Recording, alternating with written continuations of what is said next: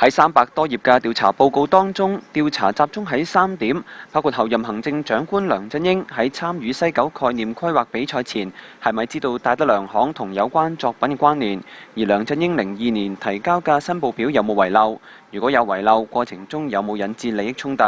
調查報告認為，梁振英作供嘅時候聲稱曾經致電戴德梁行辦公室，要求一名佢認識嘅高級職員作利益衝突查核，但係表示忘記呢名職員嘅姓名。委員會表示感到驚訝，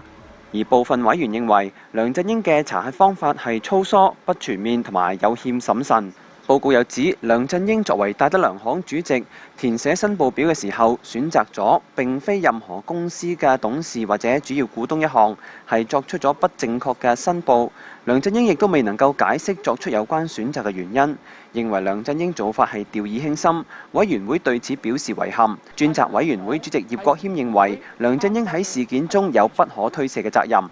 對於梁振英先生並無採取任何行動，將佢獲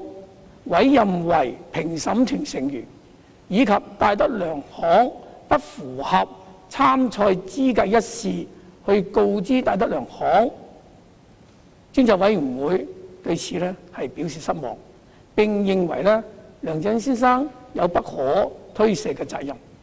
報告有對主辦機構嘅安排表示失望，因為比賽喺01年展開，主辦機構花超過10個月時間為評審制定申報安排，結果只有1頁紙嘅申報表，認為比賽嘅申報安排過於粗疏。又指主辦機構應該及早向評審提出申報利益嘅要求，給予充分時間作申報，同埋清楚解釋有關利益衝突嘅指引。認為主辦機構喺處理利益申報一事上有欠妥善。今次嘅專責委員會開咗11次會議，向17名證人取證。葉國謙表示，係咁多次嘅專責委員會當中，使用最少時間同資源嘅一次。